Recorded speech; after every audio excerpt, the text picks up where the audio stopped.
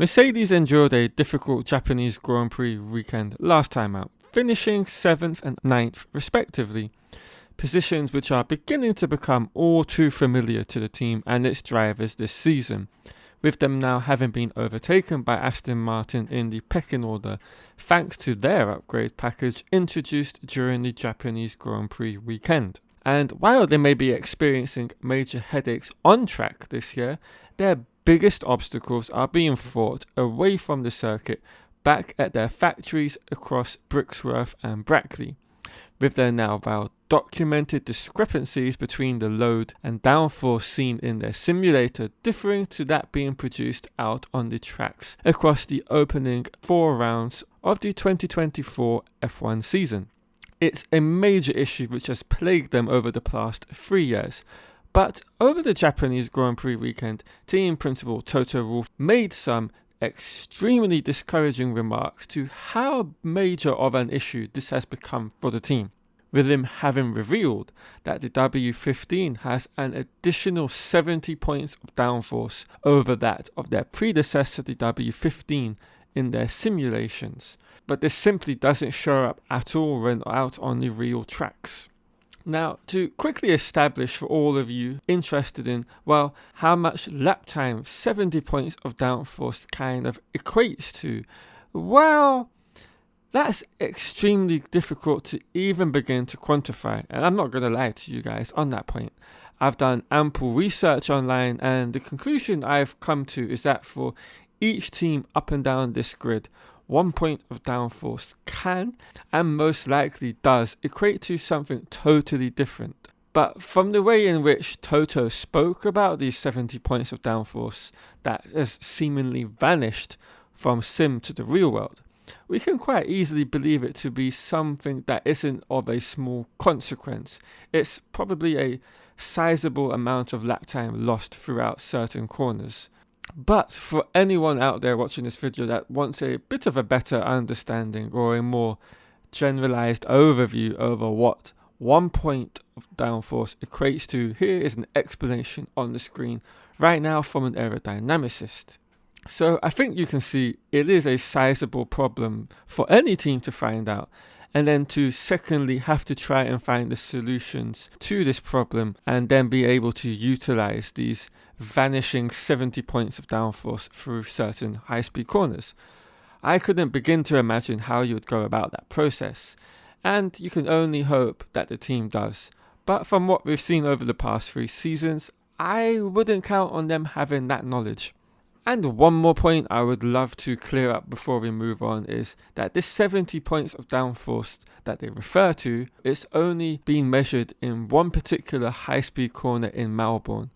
And when it came to measuring their performance alongside that of the W14 last year through the exact same corner, there should have been quite clearly a lap time gain through that corner for the W15, but this simply was not the case. But before we go any further, if you've enjoyed the content so far in today's video, consider subscribing to the channel and turning on all notifications so you are up to date as and when I provide new videos on updates to all the Formula 1 teams on the grid.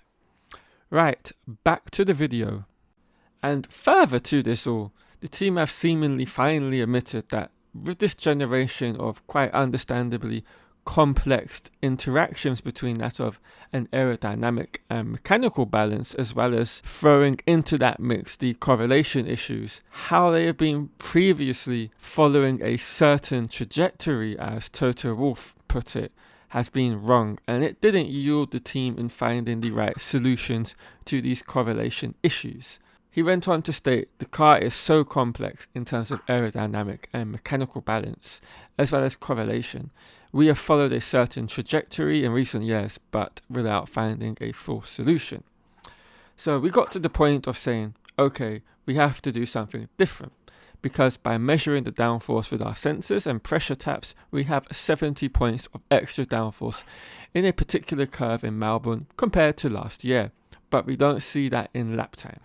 And this is the major conundrum that the team have been faced with and have to try and unravel across the rest of the season, as it's something that they have to get on top of before the end of this current generation of cars. But not all hope has been lost internally, even if it may have been by the fans of the Mercedes team, as the team as a whole have claimed they've made a big step forward in where and how they want to race with the W15 for the remainder of the season. But what I want to know is, do any of you Mercedes fans or Hamilton and Russell fans out there still have any faith in what they actually say to us nowadays? I'd be really interested to see what the general consensus is by you all. Let me know in the comments down below. But of course, all these remarks that we've heard and the kind of change in the way they word, oh, we've lost this, we found that, we understand it more, it still leaves the question to all of us fans and armchair spectators as to what exactly do they have to do to not only change in terms of how they go about racing with the W15, but they probably will also have two other points that could arise from this conclusion that they gather. And those would be, do they have to make any substantial changes on the W15 itself? Or can this be all fixed through a simple setup change that they haven't found and figured out yet? That this new so-called found direction that they will now head off in and towards and hope for themselves will unlock these points. For the car itself, the team have already made major changes from the W14 to the 15, and this is across a variety of key areas such as the suspension, the gearbox casing, reducing the rate on that, and so on and so forth. And this begs the question of, did they make mistakes on that previously? And before we go any further with this video, I will briefly bring up some of the changes that they made from the W14 to W15. Equally as important is the pull rod suspension layout at the front, with the now additional benefit of a anti-dive system. These two pieces in tandem have a very important role to play with Mercedes' W15 and its ability to give them a stable platform while braking. As on this generation of cars, the rear suspension layout has an aerodynamic advantage if you're running a push rod configuration over that of a pull rod, as you can mount the upper elements of the suspension higher, and this allows for a more aggressive design in the front part of the transmission and gearbox. But this also allows for a possibility of having less blockage when it comes to your aerodynamics in one of the most crucial areas of any Formula 1 car, i.e. the mouth of the diffuser.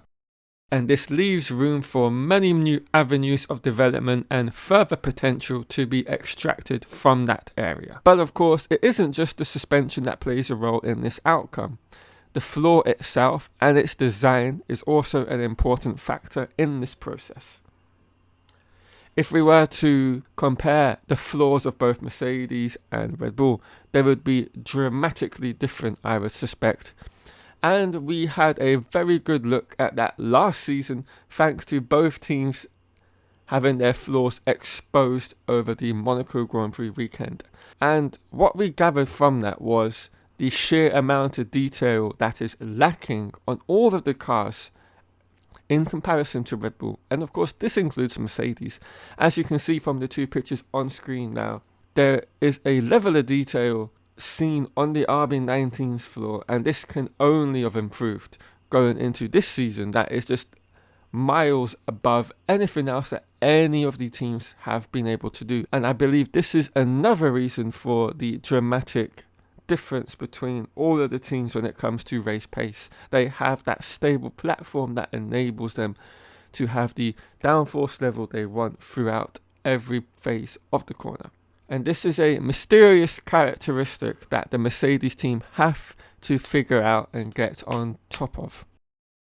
And it is that very mysterious characteristic which isn't showing up in the sim world but is present in the real world that makes the W15 not perform as it should be in high-speed corners.